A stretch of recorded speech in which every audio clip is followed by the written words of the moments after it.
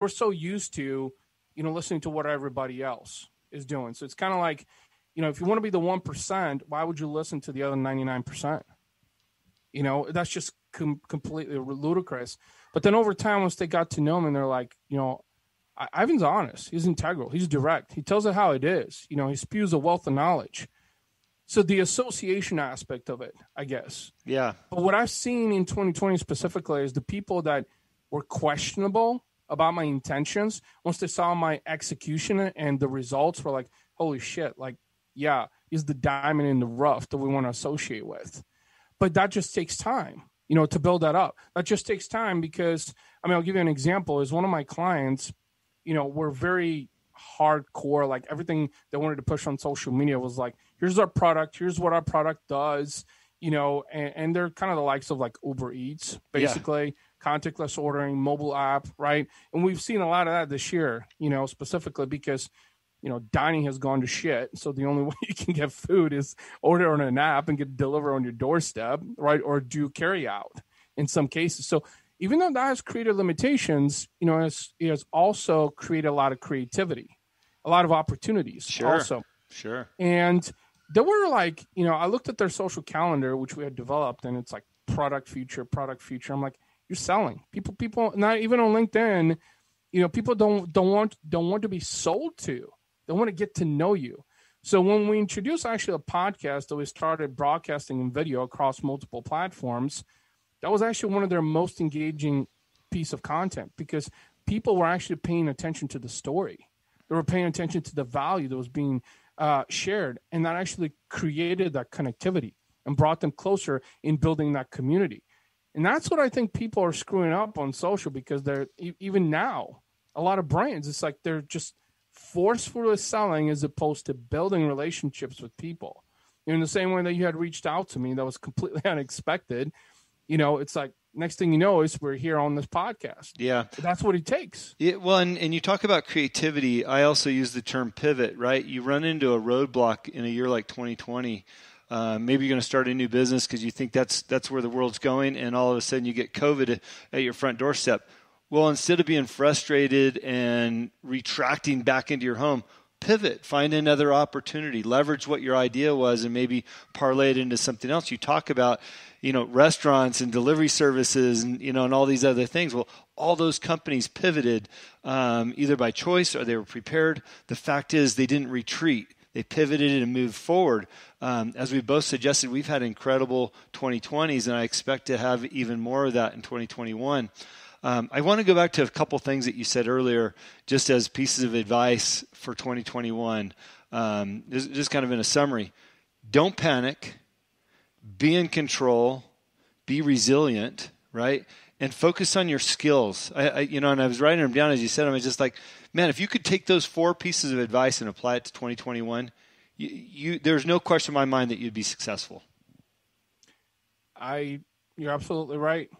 And I'm glad that you captured that because it's another thing that I've been very observant of in 2020 is just that you don't need to create the most clout online, which most people misconstrue. You don't need to be Mr. or Miss Popular. Forget that. What you need to be is you. And find you. Who are you? What are you good at? Right? Stop listening to everybody else because there's something magical that happens once you really dial in on who you are. Yeah. And really expose that online. And suddenly, like you diffuse all the clutter and noise. Like suddenly it becomes quiet. It becomes peaceful. And then at that point, you will start to attract the right people in your life. Well, it's one of the things that I teach on the most is establishing your true values first, right? Before you establish what your goals are, establish your true values. I learned that from my business coach, David Meltzer. He's a great teacher. He says, look, if you don't know what your values are, then how do you know what your goals are, right? And the easy perspective on that is maybe you feel like you need to chase $1 million a year in earnings, right? Because you feel like that's the right thing to do. But the reality is your values skew heavier on family time. Well, if I'm busy chasing $1 million and my family's my most important thing, I'm probably not focused on my family, right? So then all of a sudden my values are skewed because I'm chasing money. If you can chase the family and work around that, your happiness is going to be much greater because your value is to be with them. So, and that's just one example of many ways that you can use your values to establish where you want to go. But I think if you provide your values and you use some of those tools we talked about, don't panic, be in control, be resilient, and use your skills, you'll see success. You know, you brought up something that I want to expand upon because so in 2019, I wrote down goals for 2020 and what I want to accomplish. It was a lot of goals. I had to like shrink it down. I'm like, Ivan, like you can be all the optimistic and positive you want, but just like, let's be realistic too also. Right. But there were three things that, and you mentioned family, because for me, number one is family. That's my why. That's my purpose. And there's a whole story actually behind that actually led up to my bankruptcy that probably haven't spent enough time sharing. But number one was family. Number two was business. And number three was health and fitness. Now, I'll start from number three. So in 2013, I started cycling. I became a cyclist. So road bike, I would cycle. First 3 years, I literally was just really focusing on endurance, looking at cycling more from like a fitness standpoint.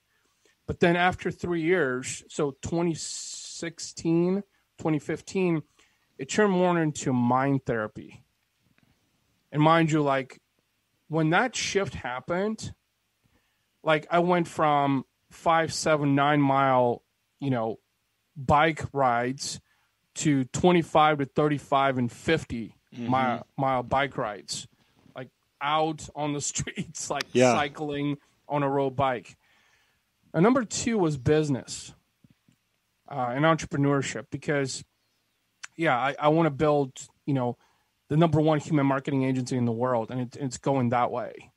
But number one is my family, and so the reason, number one is family, but one thing I wanted to mention to that is, and how important family to me is one of the main reasons why my bankruptcy happened 3 years ago is because both of my kids are IVF kids. And that cost me $40,000 out of pocket. And I literally maxed out every single credit card, took out a loan from anywhere I could think of, and threw in whatever cash I made, because I've wanted to be a father for as long as I could remember. And being married for a second time, finding the right partner, I knew that this was, and me and my second wife been together coming up on 10 years now. And I literally threw everything into it. There was no regrets. Literally, I would do it all over again. But that's just it. Like the resilience that you mentioned is, can you risk? Can you sacrifice? How far? What is your risk tolerance? But the three goals, and when you mentioned values, and what Dave Meltzer mentioned to you, is I struggled with this in 2020, Jim. I really did, because family was always important. No question about that. But if I can't make money to support my family, and where do I put in fitness and nutrition? And mind you, so in September, I ended up doing a carnivore diet for 30 days. And after losing 12 pounds in 30 days, I was at the lowest weight I've been in 20 years. So when I did that, I'm like, oh, heck yeah. Like I do this, I can do anything. Like it was like probably one of the biggest tests that I've ever had. But the reason I'm mentioning this is 1, family, 2, business, and 3, health and fitness, is because I struggled from a priority standpoint. I did and I didn't, because family always was number one. But then, like, what is 2 and 3? Is health and fitness number 2 and business is 3, or the other way around? And how do I make it all work? And here's what I arrived to. Sure, it's going to be a huge challenge to make those 3 work, but I can do it. Yeah, it's possible. Stop the excuses. Stop the bullshit. Just become more organized. And mind you, I'm nowhere near where I want to be in terms of organization, because you know how most people say win the day by getting up early in the morning? I haven't gotten up early in I don't know how long. I mean, occasionally I will, but it's hard. And it's part because I can go to bed until 11, 12 o'clock at night because my 4-year-old son and my 2-year-old daughter are running around like chickens with their heads cut off, you know? So like you have to improvise as well. That's another thing. You have to improvise, you know? So that has been a struggle for me in 2020, but I'm learning how to manage those three because they're important to me in that order. But interestingly enough, you said if you spend more time with your family, it's going to give you happiness.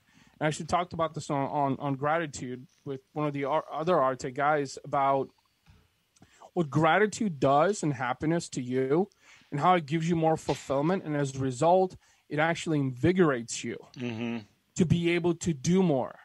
Like it also inspires you, motivates you because, and that's what I realized. I mean, you know, in the month of December, we've taken a couple of trips with the family, got to see family, over the holidays, also family. And then I realized that, you know what, those are priceless moments. Yeah. Yep. Like spending a weekend, you know, in Branson and then spending a weekend away and then also seeing family over the holidays. Like I was like, holy shit, I spent a few grand on this shit. You know, and I was like, no. These are priceless experiences, Ivan. Your kids are going to remember this for a lifetime because the kind of connectivity, the love and the bond. And when I realized that, I was like, you know, screw the money. These are priceless experiences that my kids are going to remember for a lifetime. And I'm also positioning myself, because this was one of the biggest things with families is being a good role model for my kids. Yeah. Like that is one thing that literally I will literally do everything possible, for the lack of better words. Like that's the one job as a father, as a role model that cannot fail. There's just not an option. And so interestingly, you talked about this because I know a lot of people have their own goals and values, you know, everyone, you know, has goals and dreams, and it's challenging. It's time consuming. I mean, I'm looking at 5 years into business now, and I feel like only a couple of my goals are becoming a reality. Well, and you know, talking about the challenge and having those goals and the reality, you know, adding values to that, you know, sometimes it takes time, right, to fit in what your values are and having that goal. By the way, my perspective on values in this order: God, family, health, giving back, personal time, and then business. And what's interesting about that is by focusing on all those other things first, my clients have seen the authentic Jim Riley and what I'm doing and what's important to me. And they look at that in a way of, wow, he can do that and still conduct business. I want to know how that feels, and I want to know how to do that and how to have some success within that. To me, health is third, just after God and family, because if I'm not healthy, I'm not there for them, which of course is my first and second goals, right? And if I'm healthy, then it allows me to run a good business. I've also learned by giving back, and the more I give back, the more that comes through me to help others, right? And what's coming through me is partially success financially and personally, which allows me to do all those other things. So, you know, values are so important, as I just described, in having those goals. I mean, I think you've touched on some really great points for people to consider looking at as they move into 2021. I'm going to need to wrap up the show here in a few minutes. Most of our shows are around 40 minutes. But I'm just would be curious what your advice would be for people that are listening to this, your last bits of advice as they, you know, as they flip that switch in a couple days, which I believe you and I both have already done, are really the switch is always on. The date doesn't really matter. But what advice would you give to those switch flippers and how they can really jump into their next phase? I guess the best piece of advice I would say is don't be afraid to be yourself. And I mean that in a way that don't second guess yourself. Don't doubt yourself. Understand that God has put you on this planet, in this world, for a purpose, for a reason. You might not know that just yet. I know some people might spend a lifetime finding that. But it's better to spend a lifetime than never. Yeah. And I mean, this has been probably the